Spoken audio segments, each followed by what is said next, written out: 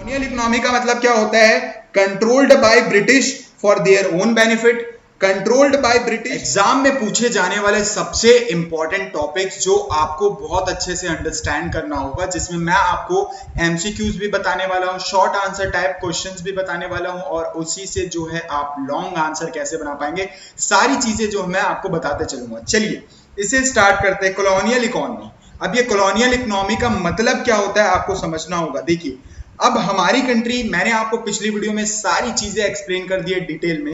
तो colonial economy का मतलब, ये जो वर्ड कॉलोनियल है, इसका मतलब होता है कि जब कभी भी कोई रूल करता है, जब कभी भी क्या होता है, कोई रूल करता है। तो हमारे केस में जो है कौन रूल कर रहा था? हमें ब्रिटिश जो है, ब्रिटिशर्स जो है हमें रूल किए थे, और उनके रूल करने पे हमारे कंट्री की जो है, हमारे कंट्री का जो इकोनॉमी, यानी कि जीडीपी की बात कर लो, या हमारे कंट्री के पूरे सिस्टम की बात कर लो, इंफ्रास्ट्रक्चर की बात कर लो, एग्रीकल्चर की बात कर लो, या फिर इंडस्ट्रीज की बात कर लो, कौन सी स्थिति में थी कॉलोनियल इकोनॉमी में, चलिए हम अभी समझते हैं। और इसका मतलब क्या होता है वो मैं आपको समझाता हूं। Indian economic was shaped and controlled entirely by the British for their own profit। जब कभी भी आपसे पूछा जाएगा कि कॉलोनियल इकोनॉमिक का मतलब क्या होता है, तो आपको लिखना है जब कभी भी कोई एक कंट्री रूल करती है दूसरे कंट्री को, और एंटायरली वो क्या करता है? कंट्रोल करता है किसी दूसरे कंट्री को, चाहे वो पॉलिटिकल हो, है ना, कोई भी डिसीजन मेकिंग में हो, तो वो सारी चीजें कंट्रोल किसके द्वारा की जाती है? जो रूल करता है किसी दूसरे कंट्री को। तो हमारे केस में अगर हम बात करें, इंडियन इकोनॉमी को जो है शेप एंड कंट्रोल किसने किया था? पूरा पूरा ब्रिटिशर्स ने किया था, और सिर्फ उनका एक ही मोटिव था, एक ही मोटिव था, और वो मोटिव था उनका ओन प्रॉफिट, उनका खुद का जो है हमारे देश से सिर्फ और सिर्फ मोटिव, प्रॉफिट मोटिव के लिए उन्होंने जो है सारी चीजें की थी। क्योंकि उनका जो एक्सप्लॉयटेशन था, अगर आप देखेंगे, मैंने जो है पूरे वीडियो में आपको ये समझाया कि इनका एक्सप्लॉयटेशन भी कुछ इस तरह से था कि वो जो है हमारे पूरे कंट्री पे क्या कर सके, हमारे कंट्री पे जो है रूल कर सके, और अपने बेनिफिट के लिए हमारे कंट्री के लोगों को जो है एक्सप्लॉयट करते रहे। Policies, industries, agriculture, trade, everything सब British interest, not Indian development. अरे हर एक चीज इन्होंने ऐसा कॉलोनियल रूल में, कॉलोनियल इकोनॉमी का मतलब क्या होता है? इन्होंने सारे पॉलिसीज ऐसे बनाए थे, इंडस्ट्रीज, एग्रीकल्चर, सारे पॉलिसीज इससे रिलेटेड ऐसे बना लिए थे। एवरीथिंग, पूरा पूरा जो उसका इंटरेस्ट था, ब्रिटिशर्स का इंटरेस्ट था, हम पूरा उन्हीं के लिए जो है क्या कर रहे थे? सर्व कर रहे थे, अपने के लिए हम कुछ कर ही नहीं रहे थे। और यहाँ पे हमारी इंडियन इकोनॉमी जो है, हमारी इंडियन इकोनॉमी क्या रह गई? डेवलप्ड नहीं हो पाई। हमारी इंडियन इकोनॉमी डेवलप्ड नहीं हो पाई।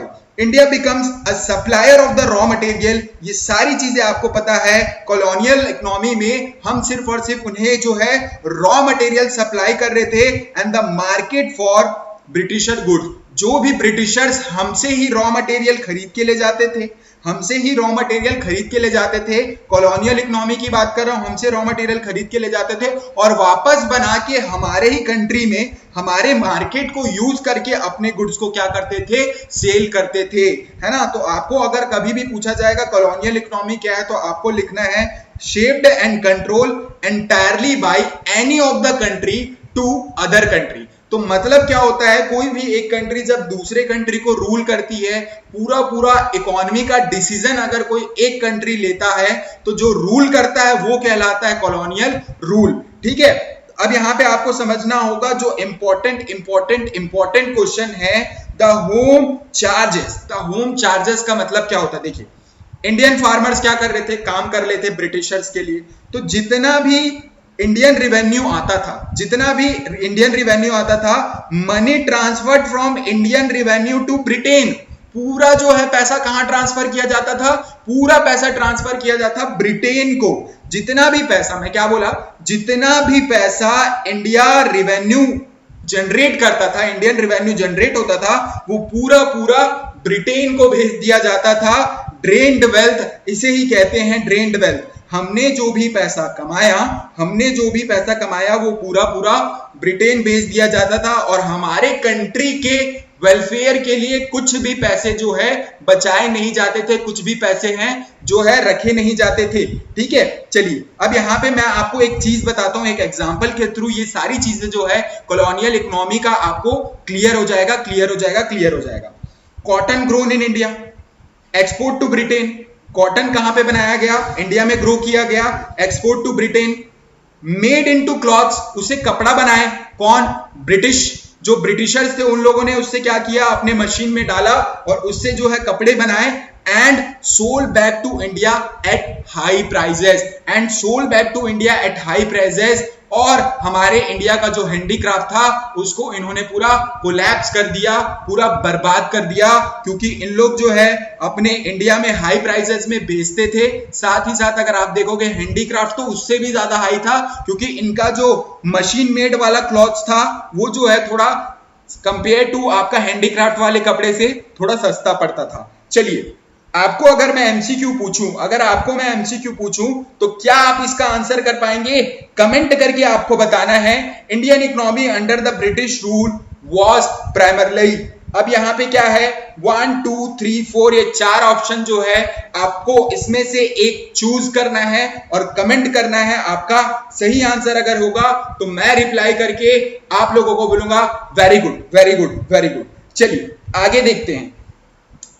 सेमी फ्यूडियल इकोनॉमी, इसका मतलब क्या होता है? जमींदारी सिस्टम। मैंने आपको बहुत अच्छे से जो है जमींदारी सिस्टम, अब देखिए ये सारे टर्मिनोलॉजीज आपको मालूम होने चाहिए। जो ये टर्म्स मैं यूज कर रहा हूं, क्या होता है कॉलोनियल इकोनॉमी, क्या होता है सेमी फ्यूडियल इकोनॉमी, ये सारी चीजें आपको मालूम होनी चाहिए, तभी आप लिख पाएंगे। तो सेमी फ्यूडियल इकोनॉमी जब कभी भी आएगा तो आप जमींदारी सिस्टम के बारे में बताएंगे, और जब कभी भी कॉलोनियल इकोनॉमी के बारे में आएगा तो कैसे जो है हमको इंडिया को जो है रॉ मटेरियल के यूज किया जाता था और वापस जो है सामान बना करके वापस यही भेजा जाता था।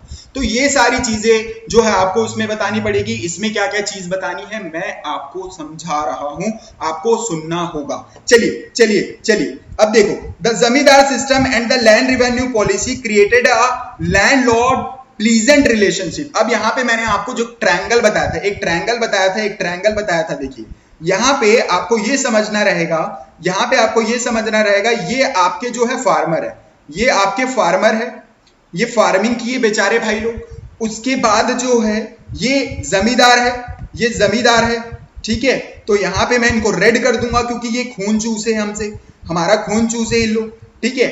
और ये दोनों जो है, मतलब अगर आप इसको देखो, ये कौन है? ब्रिटिशर्स।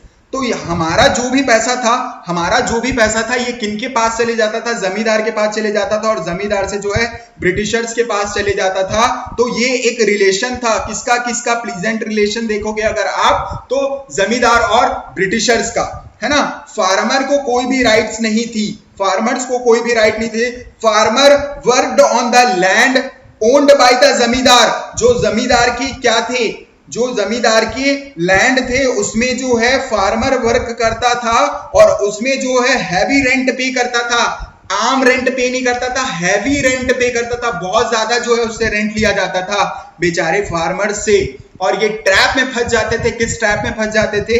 आपको भी मैंने बताया था, ब्याज वाले ट्रैप में फंस जाते थे। जब कभी भी ये फसल अच्छी नहीं होती थी तो उस समय में क्या होता था, इन लोगों को जो है फिर भी जो है रेंट तो देना पड़ेगा ही।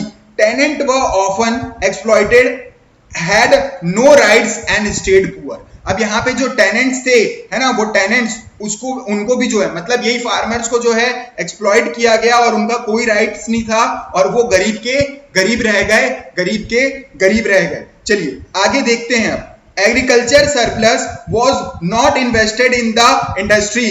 अरे जो एग्रीकल्चर सरप्लस का मतलब होता है खेती किसानी से कमाया हुआ पैसा जो है उसे भी जो है इन्वेस्ट नहीं किया गया हमारे कंट्री के इंडस्ट्री में। हमारे कंट्री के इंडस्ट्री में instead spend by the landlord on luxury. यहाँ पे जो जमींदार हैं हमसे जो पैसा लेते थे, अरे उसको इन्वेस्ट करना चाहिए था इंडस्ट्री में, उसको इन्वेस्ट करना चाहिए था इक्विपमेंट्स में, खेती किसानी के इरिगेशन के लिए। लेकिन वो सारी चीजें, सारे पैसों को अपने लग्जरियस लाइफ के लिए गद्दे में सोफे में बैठ के आराम से रहने के लिए जो है क्या किए, वो पूरा पैसा यूज कर लिए।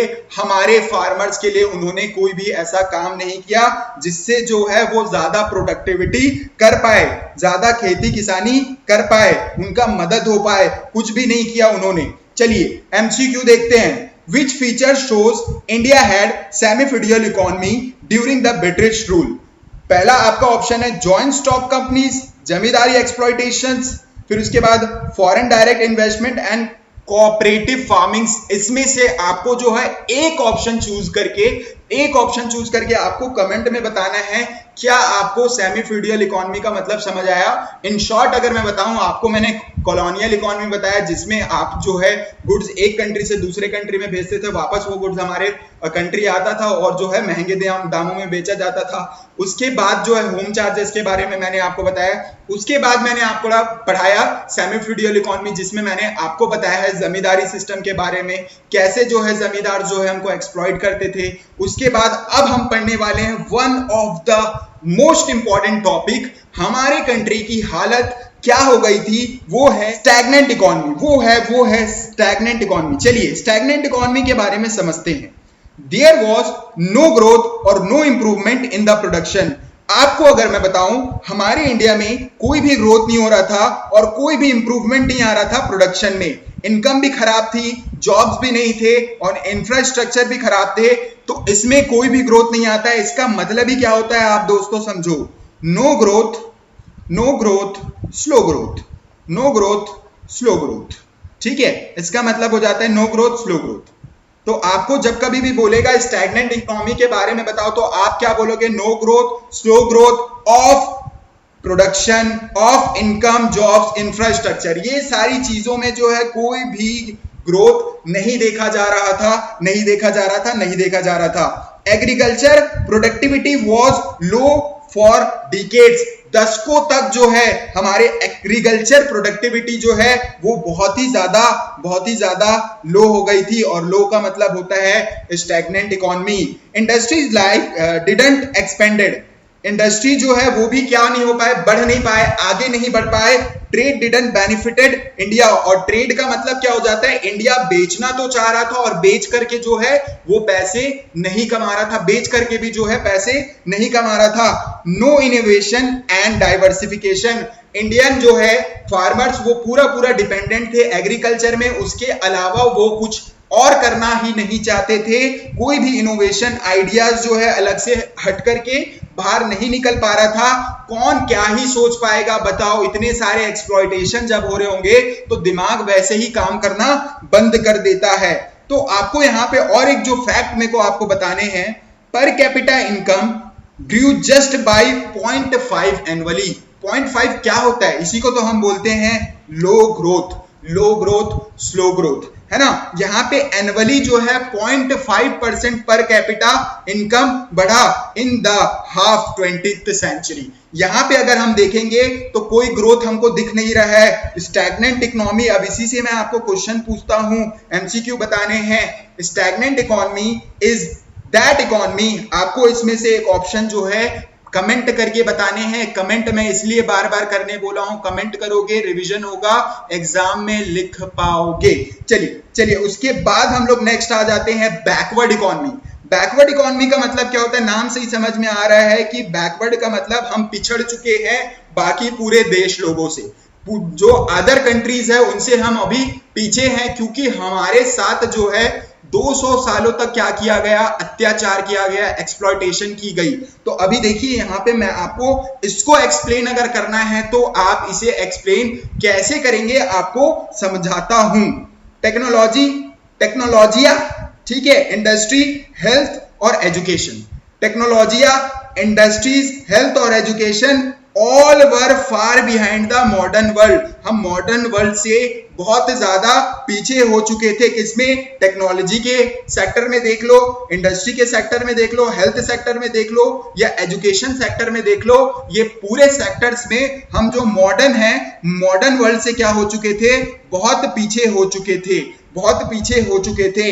Indian villages lacked electricity, road, school and hospital. मैंने आपको तो बताया ही था, जो ब्रिटिशर्स थे वो सिर्फ और सिर्फ लालची लोग हमारे साथ क्या किए, अपने बेनिफिट के लिए उन्होंने रोड्स बनवाया, कोई स्कूल नहीं बनवाया, हॉस्पिटल नहीं बनवाया, इलेक्ट्रिसिटी की फैसिलिटी हम लोगों को नहीं मिली, हमारे फार्मर्स लोगों को नहीं मिली।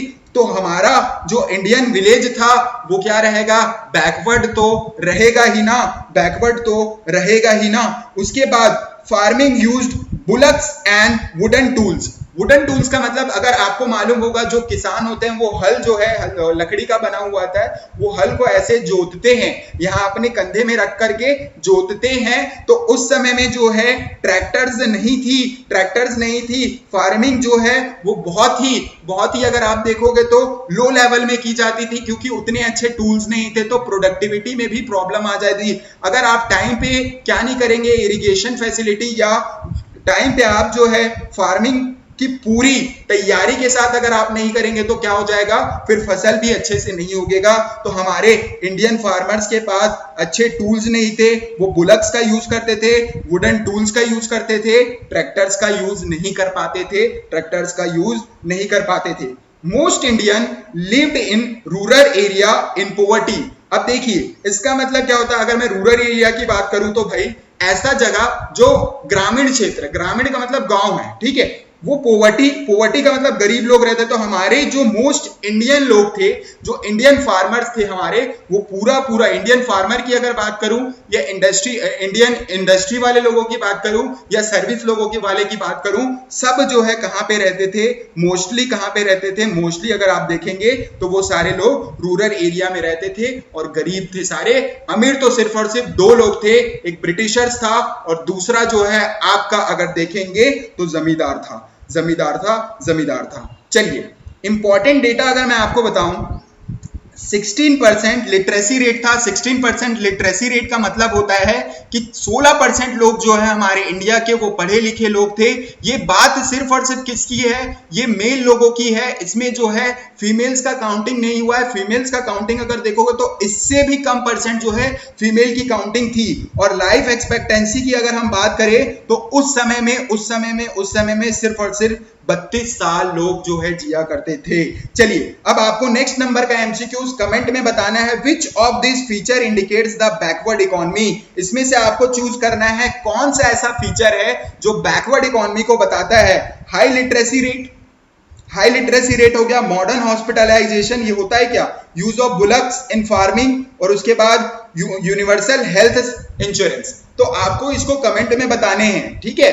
चलिए उसके बाद आपको आ जाना है डिप्लीटेड इकोनॉमी का मतलब मैं आपको समझाता हूं मेरे दोस्तों, सुनो। चलो अभी यहां पे हमारा टॉपिक हो गया है डिप्लीटेड इकोनॉमी का मतलब होता है ऑल वैल्यूएबल रिसोर्सेस। हमारे कंट्री का जो वैल्यूएबल रिसोर्सेस था, जैसे गोल्ड हो गया, कॉटन हो गया, जूट हो गया, टैक्स रिवेन्यू, ये सारी चीजें ड्रेन आउट टू ब्रिटेन का मतलब है ये सारी चीजें वैल्यूएबल वाली जितने भी चीजें थे हमारे कंट्री से बार बार जो है ब्रिटेन जाया जा रहा था, ब्रिटिशर्स लेकर के जा रहे थे। ये सारी चीजें हमारे कंट्री से धीरे धीरे डिप्लीट का मतलब क्या हो गया, खाली होता गया। ड्रेन्ड ऑफ वेल्थ, हमारे कंट्री का जो वेल्थ था, संपत्ति था, वो भी उनके कंट्री में जाता गया और left India with no saving. और हमारे कंट्री को जब आजादी मिली तो ना तो हमारे पास कोई सेविंग था और ना ही हमारे पास कोई कैपिटल था, पूंजी भी हमारे पास कुछ नहीं थी, क्योंकि सारा चीज तो ड्रेन कर लिया गया था किनके द्वारा, ब्रिटिशर्स के द्वारा, ब्रिटेन लोगों के द्वारा। चलिए Britishers earned from Indian soil, Britishers ने हमारे इंडियन सॉइल का यूज करके, यानी कि हम ही ने उसको फार्मिंग करके क्या किया था, उसमें कॉटन, जूट, ये सारी चीजों की प्रोडक्शन की थी, बट इन्वेस्टेड नथिंग बैक। लेकिन उन्होंने, उन लोगों को इतना भी शर्म नहीं था कि थोड़ा पैसा तो लगा देते यहाँ पे, बेचारे ये फार्मर कुछ तो अच्छे से फार्मिंग कर लेते। लेकिन इनके पास तो दिल ही नहीं था, ये तो सिर्फ और सिर्फ लालच के मोटिव से आए थे। हमारे इंडिया के सॉइल में उन्होंने अर्न किया, हमारे इंडियन भारत की मिट्टी में उन्होंने कमाया, ठीक है, और यहां से कमाते हुए वो हमें वैसे हाल में छोड़ के गए जहां पे हमारे पास कोई भी सेविंग और कोई भी कैपिटल नहीं बचा था। चलिए Dadabhai Naoroji book poverty and un British rule in India highlighted this exploitation. और जो दादा भाई नौरोजी की बुक थी, है ना, poverty and un British rule in India, वो हाईलाइट करता है ये सारे एक्सप्लॉयटेशन। ये जो सारी बातें मैं बता रहा हूं, ये सारी बातें कब की है, जो एक्चुअल में हुआ, ये कोई कहानी ही नहीं है, ये सारी चीजें जो है सच्चाई है, भले ही वो आपको आज पता चली हो। एमसीक्यूज अब देखते हैं। The term drain of wealth is associated with बताइए the term drain of wealth किससे एसोसिएट है, आपको बताना है एमसीक्यूज में से, इसमें से कोई ऑप्शन एक चूज करना है, ये मुझे कमेंट में चाहिए। इंडस्ट्रियल प्रोग्रेस होता था क्या, फिर resources depletion under the British urban development, stock market crash, कौन सा ऑप्शन है कमेंट में बताओ, कौन सा ऑप्शन है कमेंट में बताओ। एम्प्यूटेड इकोनॉमी, अब ये एम्प्यूटेड इकोनॉमी क्या है सर, इससे क्वेश्चन क्या आएगा, इसको आपको कैसे एक्सप्लेन करना है। ये जो नोट्स है आपको कहां से मिल जाएगा, ये नोट्स आपको मिल जाएगा टेलीग्राम लिंक से, डिस्क्रिप्शन में मेंशन है, आप जो है डाउनलोड करेंगे। चलिए अब उसके बाद हम एम्प्यूटेड इकोनॉमी को पढ़ते हैं। एम्प्यूटेड इकोनॉमी देखिए इसका मतलब क्या हो जाता है, partition in 1947 left with India. अब जब पार्टीशन हुआ तो हमारे कंट्री का हाल क्या था और हमारी कंट्री को मिला क्या क्या, ठीक है। चलिए अब यहां पे आपको ये समझना है, no natural resources area like Sindh and Punjab, कोई भी नेचुरल रिसोर्सेज वाले जो जगह था, जैसे बहुत बड़ा था, सिंध का पूरा आधा पार्ट अगर देखोगे तो पाकिस्तान चला गया, और पंजाब भी जो है वो आधा पार्टीशन में वहां चला गया। तो ये जो है बहुत अच्छा फर्टिलिटी वाला जगह था, यहाँ पे आप कोई भी अगर प्रोडक्शन करोगे, एग्रीकल्चर करोगे तो बहुत अच्छी फर्टिलिटी थी यहाँ के सॉइल की। तो ये सारा नेचुरल रिसोर्सेज का पार्ट कहाँ चले गया, पाकिस्तान चले गया। तो हमको वैसे ही जो मिला, हमको बचा कुचा जो मिला है वो उतना अच्छा फर्टिलिटी नहीं है, फिर भी हम वहां पे जो है आज बहुत अच्छे से क्या करके दिखा रहे हैं, एग्रीकल्चर वहां पे करके दिखा रहे हैं। वीक इंडस्ट्रियल बेस, मैंने आपको बताया था कि 18% लोग सर्विस में थे, 10% लोग किस में थे, आपके इंडस्ट्री यानी कि हैंडीक्राफ्ट में थे। तो हमारे इंडिया का जो इंडस्ट्रियल बेस है वो भी बहुत कमजोर था। रेफ्यूजी क्राइसिस, उसके बाद division of railways, irrigation, no trade links, हमारा कोई ट्रेड लिंक नहीं बचा। इनके जाने के बाद ये हमें ऐसे हालत में छोड़ के गए थे कि मैं क्या ही बताऊं। चलिए अब आते हैं हम लोग, the economic body of India was cut and damage like an amputated limb. Pakistan got major wheat and cotton belt while India had rebuilt industry and food supply। India को जो है, देखो मैं क्या बोल रहा हूं, पाकिस्तान को मेजर का मतलब क्या होता है, ज्यादातर हिस्सा मिल गया, वीट फसल उगाने के लिए, क्या गेहूं उगाने के लिए और कॉटन के लिए, लेकिन हमारे इंडिया को जो है रिबिल्ड करना पड़ा इंडस्ट्री और फूड सप्लाई। तो होप आपको ये सारी चीजें क्लियर हो गई होंगी। ये नोट्स को आपको जो है एक बार रीड करना पड़ेगा तो आपको सारी चीजें और अच्छे से क्लियर हो जाएंगी। why is post partition Indian economic called amputated. Post partition के बाद हमारा इंडियन इकोनॉमिक एम्प्यूटेड क्यों बोला गया, it has advance limbs, it had no foreign debts, it lost essential part like Punjab and Sindh, उसके बाद it becomes self sufficient overnight. तो ये सारे एमसीक्यूज में से, मतलब ऑप्शंस में से आपको चूज करना है, कमेंट में बताना है। ये one of the most important topic था। और अब जो मैं आपको जितना भी चीज पढ़ाया हूं, इसको एग्जाम में कैसे लिखना है, ये सारी चीजें देख लो। अगर आप एग्जाम में लिख रहे हो और ये सारी चीजें मिस हो गई तो आपका आंसर, आपके आंसर्स में आपको नंबर मिलेंगे ही नहीं। ये सारी चीजें अगर आपसे पूछी गई है तो आपके आंसर में ये कीवर्ड्स होना चाहिए, ये इसका मीनिंग है। देखिए कॉलोनियल इकोनॉमी का मतलब क्या होता है, controlled by British for their own benefit, controlled by British for their own benefit. Colonial का मतलब समझ में आया ना, ब्रिटिशर्स क्या कर रहे थे, कंट्रोल कर रहे थे अपने खुद के बेनिफिट के लिए। उसके बाद सेमी फ्यूडियल मतलब क्या हो जाएगा, zamindari system for farmer exploitation. उसके बाद स्टैग्नेंट का मतलब no growth in the income और इंडस्ट्री, ठीक है। उसके बाद बैकवर्ड का मतलब क्या हो जाएगा, लो टेक्नोलॉजिया। उसके बाद है पुअर लिटरेसी और नो मॉडर्नाइजेशन। उसके बाद well drained by the British. अब डिप्लीटेड का मतलब क्या हो जाएगा, हमारे देश से पूरा एक्सट्रैक्ट कर लिए थे। उसके बाद आ जाते हैं एम्प्यूटेड में। एम्प्यूटेड का मतलब होता है economic damage by the partition, हमारी इकोनॉमी जो है डैमेज हो गई थी पार्टीशन के कारण। तो ये आप जब आंसर लिख रहे हैं तो आपके आंसर में मुझे ये सारी चीजें देखने को मिलनी चाहिए, तभी मैं आपको नंबर दूंगा। बोलो समझ आया। उसके बाद जो है अब हम लोग पढ़ने वाले हैं one of the most important topic, Indian economy.